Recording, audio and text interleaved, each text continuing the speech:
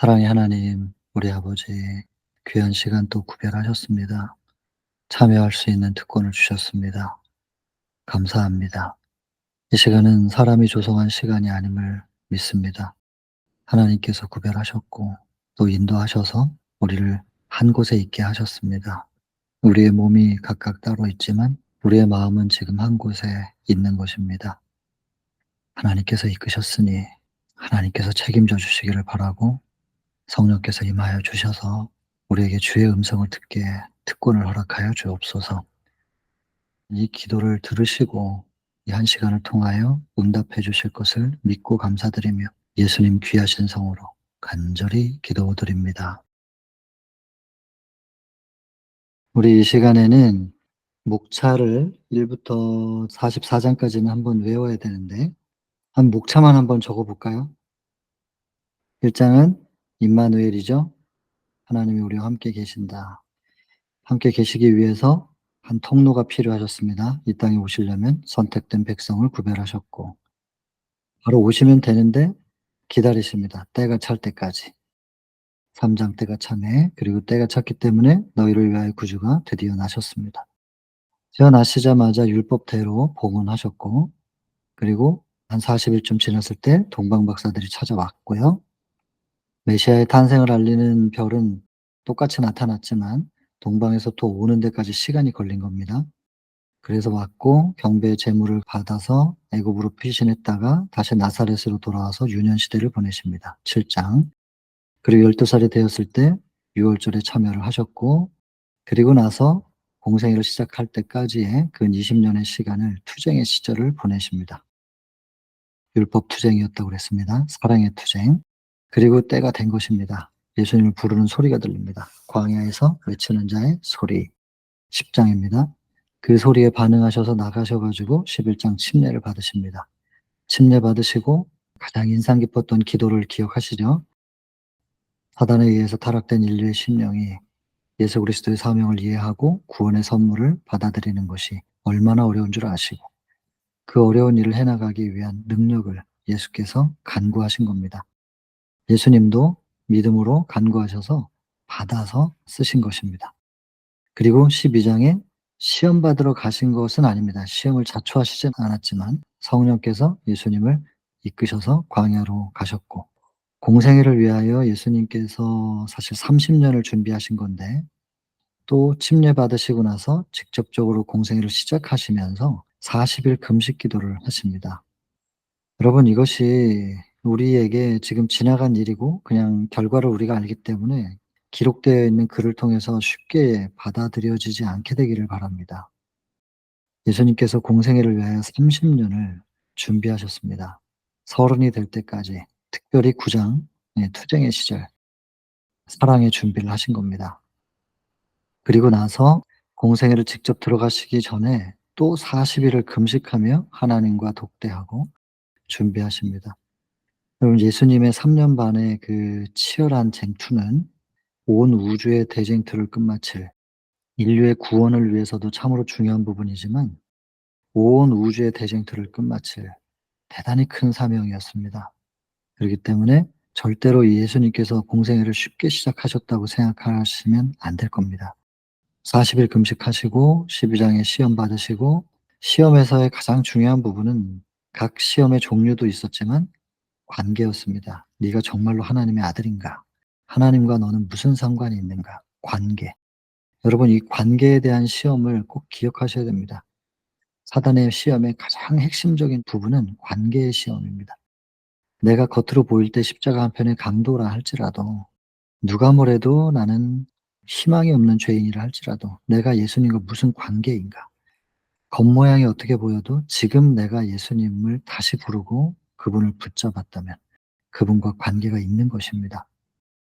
지옥 갈까 봐 혹은 벌 받을까 봐 이런 두려움으로 예수님을 부르는 것이 아니라면, 적어도 그것이 아니라면 예수 그리스도의 구원자로서 우리를 기꺼이 구원하실 수 있는 능력의 하나님, 그리고 구원하기를 위하여 당신의 생명을 주신 그 사랑의 하나님을 내가 이제라도 부르고 붙잡아도 괜찮습니까?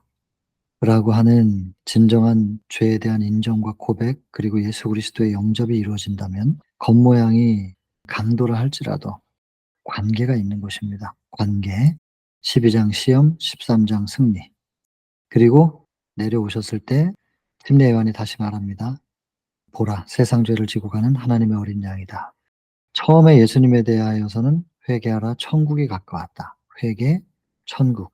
이 회개는 보라입니다. 돌이켜보다. 천국은 예수님, 어린 양. 그래서 같은 얘기입니다.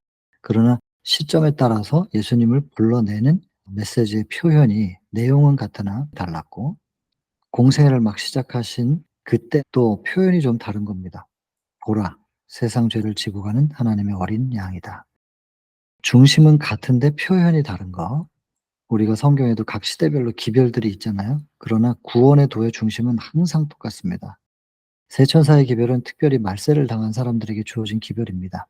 왜냐하면 그 구원의 도의 근본이 다른 것이 아니라 바벨론이 형성되는 시기가 있고 특별히 그때 가장 쟁점이 되는 창조주를 기념하는 안식일과 사단이 바꿔놓은 법과의 대립, 요런 시기적인 상황 때문에 세천사의 기별은 마지막 그 당면한 사람들에게 주어진 기별이라고 되어 있습니다. 그것은 이제 예언적 해석으로 볼 때 그렇지만 여러 번 말씀드렸지만 그 예언적인 어떤 시기, 우리가 선택의 기로에 서게 되는 그 시기에 하나님의 인이냐 짐승의 표현이냐 하기 전에 이미 세천사의 기별은 우리 마음속에 이루어져야 된다. 창조주를 경배함으로 자아라고 하는 바벨론에서 나오는 경험, 그리고 자아에서 나와서 이기에서 나와 이타, 사랑으로 들어간 사람들에게 하나님께서 나의 닮은 꼴이 되었구나 하면서 내 자식이다 인을 쳐주는 이 경험은 우리의 심령 속에서 이미 다 이루어져야 되는 것이었습니다. 이렇게 하나님의 인을 받은 사람들이 두 갈림길에 섰을 때 당연히 짐승의 표를 거부할 수 있습니다.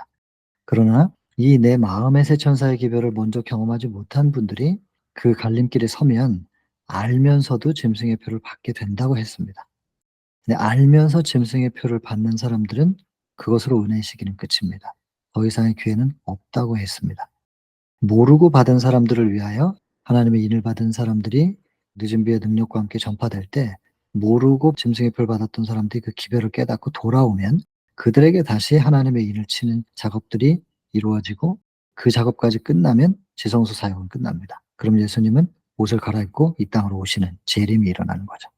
그리고 지성소에서 나오시고 재림하실 때까지의 긴 시간이 아니지만 그 시간 처절하게 야곱의 환난을 거칠 사람들이 있는 것입니다. 자, 그래서 이 세 천사의 기별은 예언적 해석으로는 분명히 마지막 때를 당면한 사람들에게 주어진 기별임에 틀림없지만 구원의 도 측면에서는 우리가 지금 시대나 아브라함 시대나 어느 때나 이 세 단계를 통하여 하나님의 인을 받는 그 과정은 우리의 심령 속에 다 이루어져야 된다는 것입니다. 그래서 "보라 세상 죄를 지고 가는 하나님의 어린 양이다." 라고 하는 그 침례 요한의 메시지를 듣고 요한과 안드레가 예수님을 따라가면서 첫 제자들이 형성이 되고 그들이 예수님과 하룻밤을 지내고 나와서 외친 것이 "우리가 메시아를 만났다." 14 장이었습니다. 그리고는 인제 뭐 안드레는 형인 시몬, 요한은 자기의 형 야고보를 데리고 다시 예수님께로 오고 빌립을 부르시고 나다나엘을 빌립이 또 데리고 오고 이러면서 인제 일단의 무리가 초기 제자들이 형성이 되고 그 제자들과 함께 갈릴리로 가셔서 혼인 잔치에 참석하십니다. 15 장에. 그리고 원래 계획된 하나님의 이적은 아니었으나 그렇게 마리아의 믿음 때문에 이적을 행하셨죠. 그리고 물을 포도주부로 바꾸는 그 창조의 능력으로 결국엔 무엇을 하시려고 하는가 16 장 당신의 성전에서. 결국엔 그 16 장에서는 예수께서 당신의 성전을 정결케 하시면서 당신이 이 땅에 오신 사명을 선포하고 계셨다. 창조의 능력으로 무엇을 하시려고 하냐면 성소 정결을 하시려고 합니다. 16장 통하여 오늘날 우리의 영육이 성전인데 이 하나님의 임재의 자리는 성전을 정결하게 하시는 것이 예수님의 사명이시라는 걸 선포하고 계신 것입니다. 그리고 모든 지도자들이 다 무서워서 도망가는데 도망가지 않은 지도자 하나 니고데모. 그 사람은 죄를 품고 있지 않았기 때문에 두려움을 느끼지 않았고 그 장면을 보고 충격을 받고 예수님을 찾아가는 이야기 17 장. 그리고 그 니고데모에게 가장 핵심적인 구원의 도를 전달을 해 주셨습니다. 그런데 이 시대소망 17장보다 좀 더 우리에게 실제적이고 좀 더 가깝게 구원의 도가 설명된 것이 41장 갈릴리에서의 위기였습니다. 그 두 장을 꼭 비교해서 같이 보시면 좋겠고요. 그다음에 이제 예수님의 존재 자체 때문에 시험받는 침례 요한, 넉넉히 극복을 했지만 고통스러운 건 사실이죠. 그래서 예수님께서 피해 주십니다. 그래서 18장은 침례 요한이 넉넉히 극복하는 이야기. 그는 흥하여야 하겠고 나는 쇠하여야 된다. 그런데 예수님께서 피해 주셔 가지고 이동하신 곳이 사마리아. 19장이죠. 야곱의 우물가에서 사마리아 여인을 만나고 그다음 다시 20장으로 올라가셔서 사마리아 여인과는 사뭇 다른 영접을 하는 갈릴리 사람들. 이적의 능력을 가지고 계신 분이 오셨으니까 좀 더 '우리가 뭔가 그 혜택을 좀 보겠구나.' 하면서 조건적으로 예수님을 영접한 그런 이들에게 예수께서 "너희가 표적과 기사를 보지 못하면" 이라고 하면서 믿음으로 인정 안 하시고 그것을 책망하시는 얘기입니다. 영접은 요한복음 1장 12절에 믿음이라고 했는데 갈릴리 사람들이 영접했지만 예수께서는 그 영접을 믿음으로 보지 않으시고 조건적인 영접이었기 때문에 그래서 책망을 하시는 이야기. 그리고 예수님 다시 예루살렘 쪽으로 내려오셔서 베데스다 이제는 선전포고를 하시면서 본격적으로 대립 구도를 만드십니다. 그래서 베데스다와 사내들인 안식일에 병자를 고치면서 사내들인에 회부되셔서 본격적인 대립 구도가 생깁니다. 그리고 지도자들로부터 반대를 표면적으로 인제 받기 시작한 때가 21장. 그리고 그때쯤에 요한이 투옥이 됐고요. 죽은 것은 나중에 38장쯤에 사망하지만 그것을 한 챕터에 묶어서 22장 요한의 투옥과 죽음 그 챕터에 담겨 있고 그리고 나서 요한이 옥에 갇혔기 때문에 더 이상 활동할 수 없을 때 예수께서 그 바톤을 이어받으셔 가지고 계속 메시지를 전하시는 얘기 23장. 기별은 하나님의 나라가 가까웠다. 제목이 그건데 원문 전체는 때가 찼고 하나님 나라가 가까웠으니 회개하고 복음을 믿으라. 이 5단계로 예수께서 복음을 전하셨습니다. 그래서 이 5단계 각각의 의미들을 아는 것이 중요하다고 말씀드렸습니다.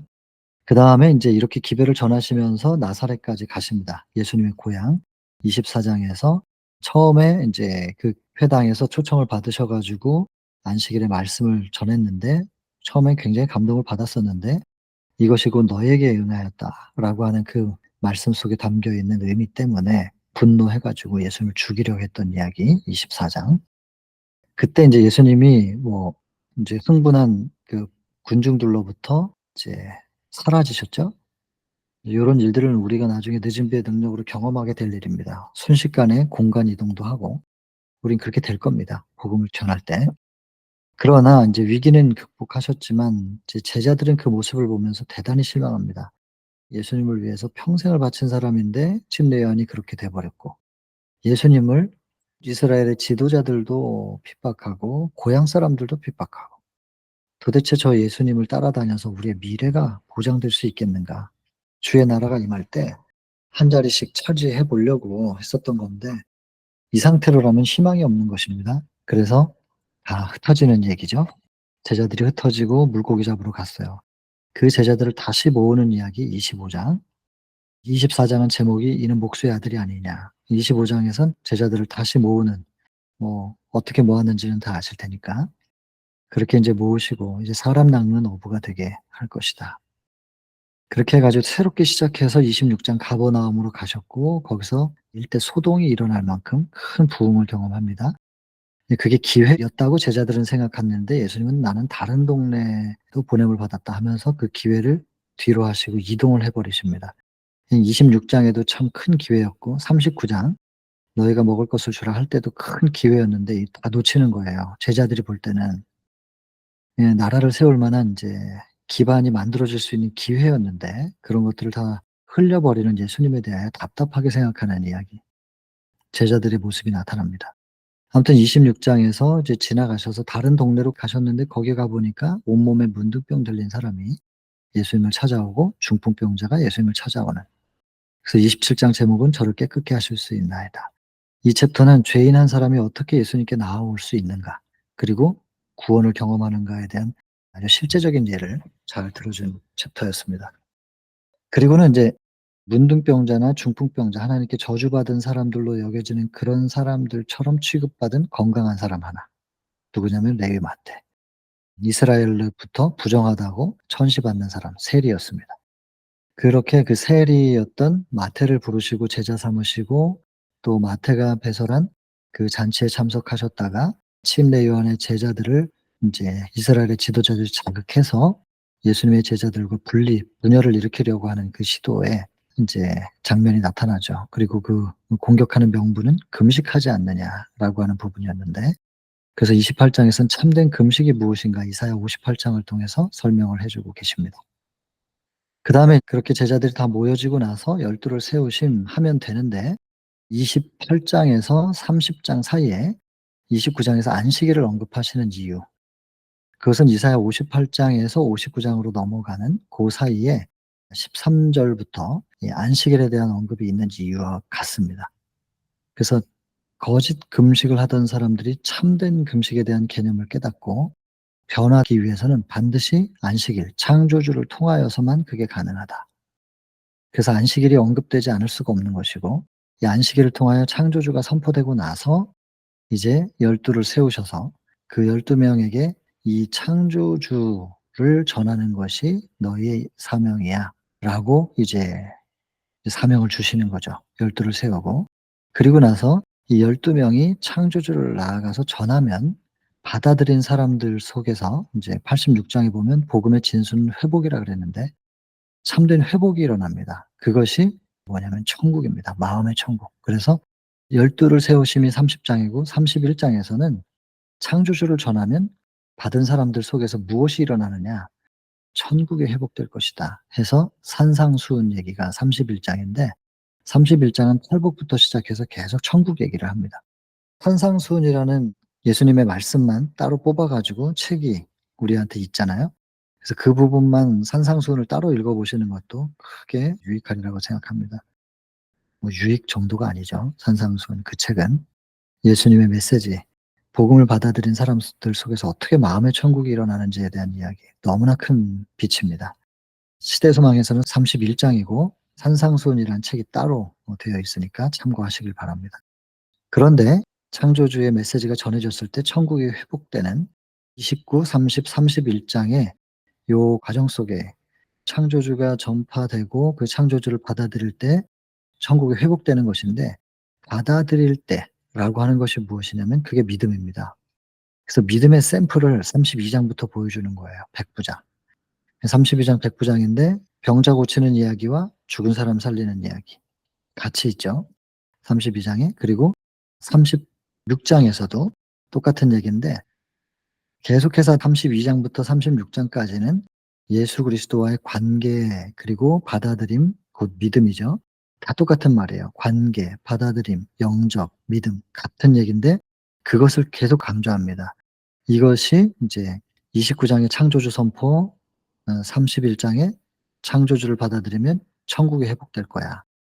받아들였을 때 천국이 이루어지는 건데, 받아들이는 게 뭐냐? 실제적인 이야기가 32 장부터 36 장까지. 그래서 32 장은 백부장이고 33장 누가 내 형제고 모친이냐. 이건 관계에 대한 부분이거든요. 하나님의 뜻대로 나를 영접해 준 사람, 하나님께서 보내신 자를 믿는 것이 우리의 일이다. 요한복음 6 장, 시대소망 41 장에 있는 내용이잖아요. 그것이 이루어진 사람들, 그런 사람들이 내 형제고 모친이다. 진짜 관계, 혈연의 관계를 뛰어넘는 영적 관계를 지금 언급하고 있죠. 33 장. 그리고 34장 초청. 수고하고 무거운 짐진 자들아 다 내게로 오라. 내가 너희를 쉬게 하리라. 혈통적으로 가까운 사람들, 이스라엘 사람들 아니라는 것입니다. 누구든지 바로 전 장에서 얘기한 하나님 안에서의 관계를 인식하고 회복한 사람들. 이 사람들은 누구든지 나에게 오면 내가 쉬게 해줄 거다라고 하는 초청인 거예요. 그리고 이제 35 장에서는 잠잠하라 고요하라. 역시 믿음으로 잠잠하라 고요하라. 역시 믿음으로 거라사 광인에게서 내적인 폭풍을 잠잠케 하시는 모습. 전부 믿음에 대한 이야기. 그리고 36 장 혈류증 여인, 그리고 야이로의 딸 역시 병 낫는 것과 죽은 자 살리는 것. 그러나 인간의 보기에 인제 이적의 차이가 있겠지만 경중이 있겠으나 하나님 보시기에는 그건 중요하지 않은 거죠. 중요한 건 믿음. 그래서 우연한 접촉이냐 믿음의 접촉이냐, 그리고 그 여인의 일생의 믿음이 그 손끝에 집중되었다라고 하는 가장 핵심적인 문장입니다. 36장. 그리고 나서 자 이런 샘플들을 보여줬다. 이제 제자들 너희들은 나가서 한번 직접 전해 봐라. 전해 보면 이제 29장부터 31장까지 마음의 천국이 회복되는 모습을 너희가 보게 될 거야 하면서 샘플적으로 경험시켜 주기 위해서 내보내는 장면이 37장입니다. 최초의 복음 전도자들. 그리고 38장에서 일하고 돌아온 제자들을 따로 모아 가지고 잠깐 쉬게 하는, 그리고 그때 침례 요한이 죽었기 때문에 그의 제자들도 다시 좀 그들의 마음을 위로하고 예수님의 제자로 받아들여 줘야 되고, 그리고 또 하나 예수님의 제자들도 쉬어야 되지만 침례 요한의 제자들도 쉬어야 되고, 또 가장 결정적으로 좀 충전이 필요하신 분 예수님. 이제 침례 요한이 죽고 나도 저 길을 곧 따라야 되니까 예수님의 사역에 대하여 완전히 이해하지 못했어도 예수님을 이해해 줄 수 있는 사람들과 함께 시간을 좀 갖는, 그 시간이 충전의 시간이었기 때문에 예수님도 좀 쉬셔야만 했습니다. 38장 와서 잠깐 쉬어라. 쉬는 것은 권리가 아니라 의무라고 했습니다. 그래서 반드시 준수해야 되는 율법의 네 번째 계명에 안식일을 주신 것입니다, 의무적으로. 38장 와서 잠깐 쉬어라. 근데 그 쉼이 오래가지 못하죠. 39장에 사람들이 몰려옵니다. 몰려와서 그리고 말씀 듣고, 예수께서 인제 그 몰려오는 사람들을 바라보시면서 목자 없는 양 같아서, 예수님도 좀 더 쉬고 싶으셨고 쉼의 시간이 깨어지는 것이 그렇게 달갑지는 않으셨던 표현이 거기 나옵니다. 그래서 예수님께서 그 쉼이 깨어졌지만 성급하게 행동하지 않으셨다 이렇게 표현하잖아요. 짜증을 내거나 이렇게 어떤 그런 달갑지 않은 표현을 하지는 않으셨다는 거죠. 그게 인제 예수님의 인성적인 부분이고, 저희한테는 너무 따뜻한, 예수님도 우리와 같은 느낌을 가지실 수 있는 분이라는 거. 그러나 인제 표현하지 않으셨고 몰려오는 사람들을 쳐다볼 때 목자 없는 양처럼 어떻게든 살아보려 하는 그들을 긍휼히 여기시고, 그들에 대한 사랑으로 당신의 쉼이 깨어진 것에 대해서는 싹 잊어버리시고 다시 또 말씀 전하시고 치료하시고, 그리고 인제 그들이 하루 종일 굶은 상태에서 돌아가는 것을 그대로 방치하실 수 없으셨죠. 그래서 이제 오병이의 기적을 보여주신 것입니다. 그리고 사람들은 또 흥분합니다. 예수님이 저런 분이 우리의 왕이라면 로마와 싸워서 이길 수 있다. 그런데 예수님께서 또 그냥 군중을 흩으시고 제자들은 또 단호하게 말씀하시면서 먼저 떠나라고. 왜냐하면 그 군중의 흥분을 제자들이 또 독려하고 있었기 때문에, 끊임없이 이 땅 위에 나라를 세우려고 하는 그들의 갈망, 그리고 마음의 천국을 건설하시려는 예수님의 소망, 또 사명, 이것에 인제 계속 부딪힘이 있는 것입니다. 오늘날도 그렇지만 끊임없이 이것이 계속 부딪혀요. 사단은 이 땅에다가, 예수님은 자꾸 마음 그리고 하늘, 관점을 달리하려고 하는 이 대립이거든요. 그래서 인제 제자들을 흩어보냈는데 그 제자들이 예수님 없이 배를 타고 가는 장면이 40장 호수의 밤입니다. 39장은 "너희가 먹을 것을 주라." 그거였고, 이 호수의 밤 예수님 없이 가면서 인제 불평불만해요. 그때 인제 폭풍이 일어나고 그들이 예수님을 다시 붙잡을 수 있는 계기가 마련되죠. 그리고 예수님은 홀로 기도하시다가 제자들의 소리를 들으시고 물 위를 걸어가셨고 예수님을 영접했고, 그리고 태풍은 해결되고, 그 사이에 인제 베드로가 물 위를 디뎠다가 빠져드는 이야기, 자랑하려고 했잖아요. 그리고 뒤돌아봤다가 다시 예수님을 보려고 했더니 파도가 싹 가리는 거예요. 예수님을 계속 쳐다보고 있을 때는 파도가 끼어들지 못해요. 내가 자랑하려고 물 위에 디디고 섰던 사람이 인류 중에 없으니까. 으쓱해 가지고 제자들을 돌아보면서 "봤지?"라고 한번 딱 자기 자랑하고 다시 예수님을 보려고 했더니 파도가 확 그냥 그 앞을 가리는 거죠. 그러니까 빠져드는 이 원리가 있습니다, 원리가. 그래서 계속 쳐다보고 있었으면 파도가 감히 끼어들지 못했을 텐데. 그래서 호수의 밤, 그리고 배가 가려고 했던 곳에 도착을 하고 그곳에 계시는데 또 사람들이 또 몰려오죠. 그래서 41장 "너희가 표적을 보고 나에게 오는 것이 아니라 떡을 먹고 배불러서 오는 곳이구나. 썩을 양식을 위하여 일하지 말고 영생하도록 있는 양식을 위하여 하라." 그래서 그럼 하나님 그 일이라는 게 뭡니까? 그랬더니 하나님께서 보내신 자를 믿는 것이 하나님의 일이다. 그러면 하나님께서 보내신 자 예수 그리스도를 믿는다는 건 무엇이냐? 먹고 마시는 것이다. 내 살과 피. 성령을 통하여 말씀을 먹는 것이다. 그렇게 함으로 그것이 곧 예수님을 바라본다고 하는 것이다.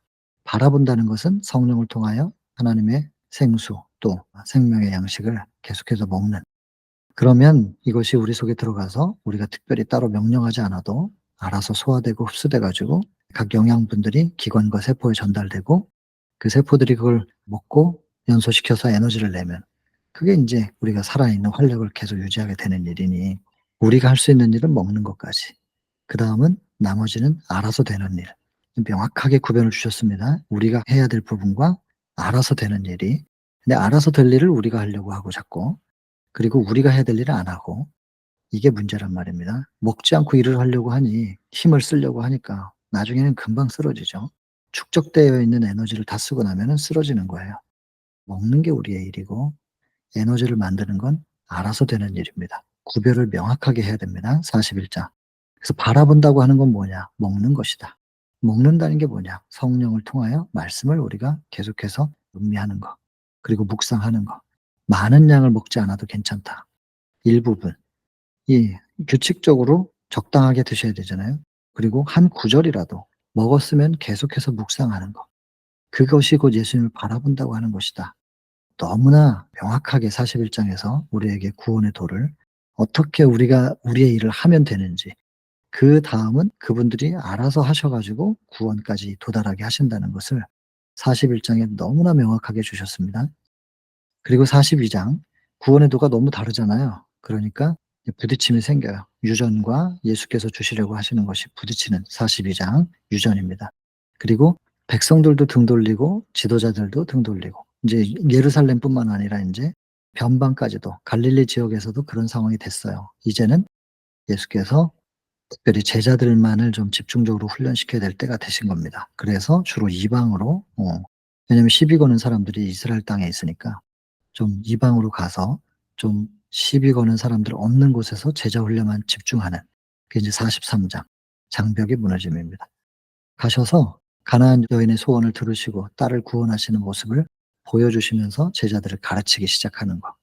그게 43장이었고, 그리고 이제 그런 일들을 통하여 이방인들 사이에서도 예수님께서 이적을 베푸셨고 주목을 받기 시작하고 이제 이방인들이 예수님께로 몰려오는 이야기 44장. 그랬더니 인제 이방인들은 3 일을 그냥 그 자리에서 예수님의 말씀을 듣습니다. 그리고 인제 먹을 것이 다 떨어졌고 돌아가야 될 때 다시 한번 예수께서 그들을 그냥 돌려보낼 수 없어 가지고 오병이어 때처럼 하시려고 그랬는데 제자들이 그걸 거부하는 장면. 그래서 39장과 44장에서의 오병이어, 칠병이어, 이거는 똑같은, 겉으로 볼 땐 똑같은 이적 같으나 중심이 다릅니다. 중심은 44장은 제자들의 마음속에 무너지지 않는 그 장벽, 변화되지 않는 품성, 고만, 권의식, 이런 것들, 그것이 인제 변화되지 않는 모습이 초점입니다, 칠병이어는. 그리고는 이제 가장 참된 표적이라고 하는 것은 어떤 이적보다도 예수 그리스도께서 전하신 말씀을 통하여 사람이 변화되는 것, 심령이 변화되는 것, 그것이 가장 큰 이적인 것이다. 이것을 위하여 나는 십자가를 기꺼이 지고 죽고 부활할 거야. 그래서 요나의 표적을 얘기하신 겁니다. 3일 동안 물고기 뱃속에 있었던 이야기를 통하여 십자가를 표상적으로 말씀하신, 그것이 이제 44장까지, 지난 시간까지 그렇게 한 겁니다. 자, 개인 기도하시고 오늘 시간은 마무리를 하겠습니다.